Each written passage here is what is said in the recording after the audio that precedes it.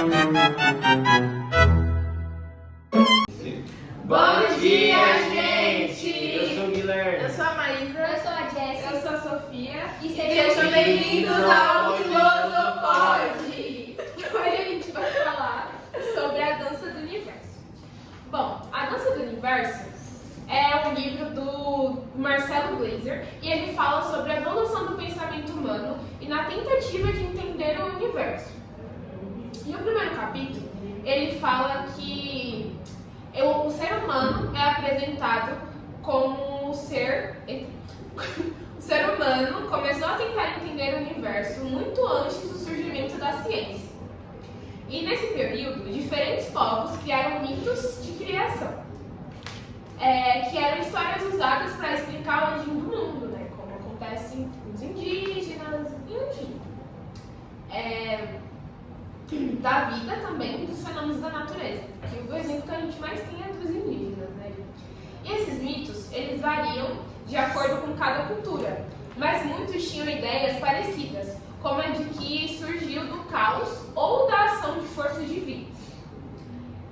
Mesmo não sendo explicações científicas, esses mitos tinham grande importância, pois ajudavam as pessoas a organizar o pensamento e dar sentido ao mundo ao seu redor. Eles também permitiam que os indivíduos explicassem o desconhecido e entendessem melhor o seu lugar na realidade. E assim, esse capítulo, né, resumão desse capítulo 1, ele mostra que desde o início o ser humano sempre teve curiosidade e vontade de encontrar respostas utilizando os meios que tinha na época, para assim compreender o universo. Obrigada.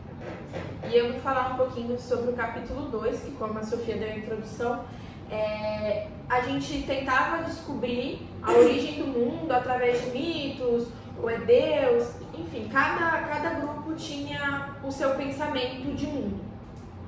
E aí, o Glazer, ele fala no capítulo 2 que a gente começou a tentar ver o mundo com razão, né?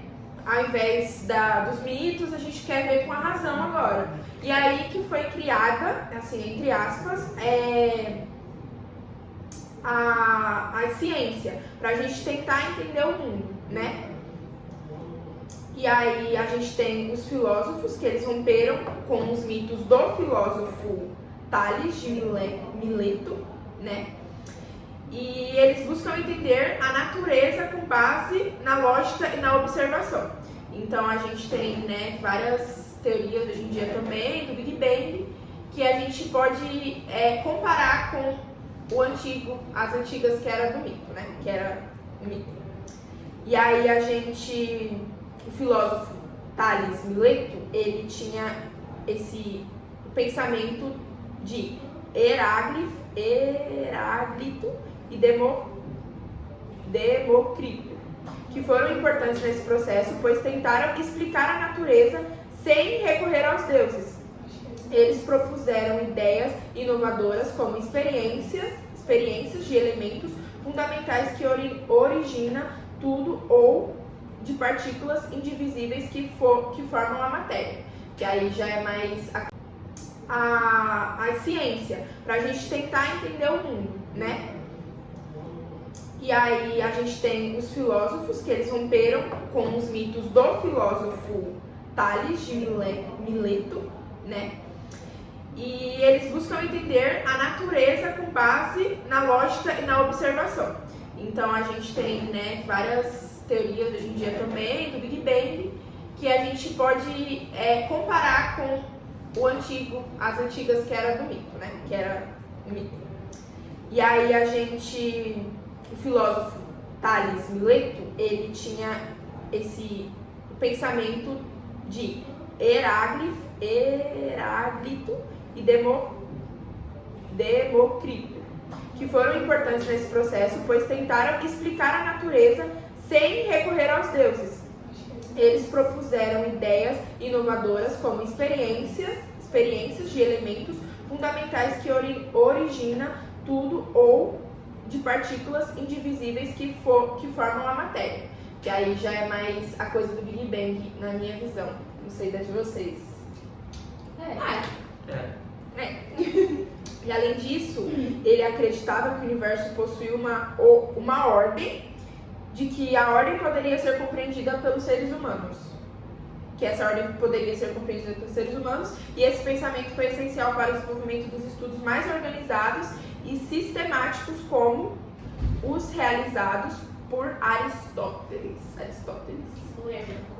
Então, tipo assim, a gente tinha que ter essa organização, a gente tinha que parar de ser muito subjetivo. Não sei se eu posso usar essa palavra, mas tipo, acreditar que o mundo, que a vida surgiu através de um mito, de forças divinas, e começar a acreditar na ciência, a conseguir entender. Então, tipo assim, como que isso é formado, o átomo, de o que isso é formado, por que isso é formado. E a gente tenta descobrir, a gente tenta ver o mundo através disso, através de partículas pequenas, divisíveis, enfim, que é a teoria que a gente tem hoje, que é a teoria mais recente, é a do Big Bang, e é isso que ele acreditava, que ele começou a passar pra gente. Então é isso que eu entendi. Um parênteses aqui, e a ciência não, a física quântica, ela tá estudando o universo, porque meio que, não que eles não acreditam, mas o Big Bang, ele é muito vago ainda, então a física quântica, ela ainda tá estudando, através de um monte de equipamentos, como surgiu o universo, como surgiu a vida, como surgiu tudo, né? Porque o Big Bang é meio suspeito. Então, eu tenho uma opinião sobre o Big Bang, eu não consigo acreditar. Tipo, pra mim, não querendo julgar, né? Mas pra mim não é possível, pum, e criou tudo isso que a gente vive aqui. Pra mim não é possível, e aí eu sou meio do mito, né? Que eu acredito que quem criou foi Deus. Assim, bilhões. E isso, não existe uma explosão? Eu acredito que quem criou foi Deus, né? Mas E também, isso não tá em pauta aqui, né? gente, vai, isso vai pro próximo podcast. Será? Bom, agora esse próximo capítulo, ele descreve o conflito entre a ciência e a religião, como elas falaram. Pois, na transição da Idade Média para a Moderna, a visão da geotrêncica, que colocava a Terra como o centro do universo, era dominante por estar alinhada às crenças religiosas. Essa ideia foi contestada pelo Copérnico, que propôs o modelo de heliocêntrico, e por Galileu, que apresentou as evidências com um telescópio.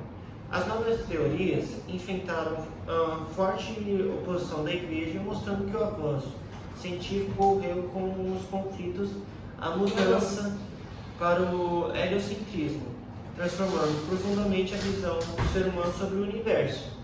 É esse o capítulo. Bom, eu vou falar sobre o capítulo 4. Calma aí, amiga. Volta, vai. Gente, eu vou falar sobre o capítulo 4.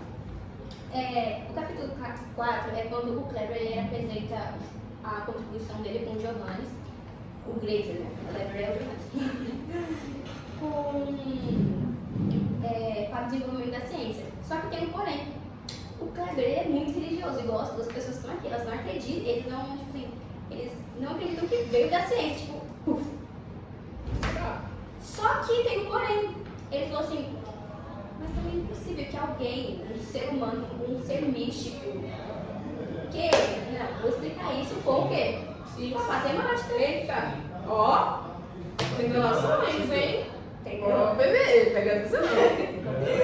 Então, o Kleber, além de ser um religioso, ele também acredita que o universo ele pode ser compreendido por meio das leis matemáticas. E a partir dos estudos dele, ele identifica que os planetas não se movem em órbitas circulares perfeitas, como se acreditava anteriormente, mas sim em órbitas elípticas. Essa descoberta foi fundamental para o avanço da astronomia, pois rompeu com a ideia de perfeição associada aos círculos e trouxe uma descrição mais precisa do movimento dos planetas. É igual eu acreditava que... Como que é o movimento lá? Não. Círculo. É os planetas que giram em torno do Sol, né? Eu sinto na minha cabeça era assim. Na minha cabeça nada gira. Não, na minha cabeça fazia muito sentido o Sol ficar aqui, aí os planetas... E os planetas girarem. Porque faz muito sentido o Sol ser o centro. Tipo, Mas eles são em fileira. Mas na assim, verdade né? a gente tá andando no universo e tá o sol andando e a gente andando, tá assim, ó. Sim. exato, a gente não sente que a a gente gente- tá girando. Mas A gente gira, mas vai girando em forma de espiral, vai girando, girando. É, não é E certinho. vai Eu continuando. vou tirando assim. É tipo eles começam a Mas girar, é tipo continuando isso. assim. Ah, enfim, aí a gente percebe que o trabalho de Kleber, contribuiu para consolidar a visão de que o universo segue leis matemáticas que podem ser descritas e previstas. Isso representou um passo decisivo para o desenvolvimento da ciência moderna, influenciando diretamente estudos posteriores, como os de Newton, assim como o capítulo evidencia que mesmo em meio às crenças religiosas, é possível desenvolver um pensamento científico rigoroso, demonstrando que fé e razão não necessariamente se opõem. Gente, é difícil. Então é isso, gente. Não é isso, pessoal. Eu acho que eu concordo com ele, que eu acho que é meio que as duas coisas se complementam. O que você acha? Depende, porque pra mim a ideia de que Deus criou tudo também é meio controversa, né? De onde que surgiu Deus? Exato. Mas eu também acho que É o poder Deus. soberano. Mas eu acho que Deus, a religião e a ciência andam juntas. Tipo, uma coisa. Mas não é a outra. uma coisa complementar a outra, entendeu? Exato. Não, eu, se eu fosse pra acreditar em alguma coisa, eu acreditaria, tipo, nisso. Tipo, Assim, pra mim o ciência e universo Deus. faz sentido. Assim, No começo é Deus, né? Tipo, Deus Exato. criou tudo, o universo, porque pra mim não faz sentido uma explosão ter criado o universo inteiro. Mas, Então pra mim Deus faz muito mais sentido. mas eu também não acredito que a gente evoluiu do macaco. Sim. Eu também Tipo, não mas acredito nisso. também, pra mim não faz sentido que a Terra... Eu surgi da costela já não. Mas também não faz sentido que no começo a Terra... Primeiro vamos começar que só a Terra é habitável. Tipo, tem um bagulho lá da distância do Sol, da distância de não sei o quê, mas tipo assim, gente...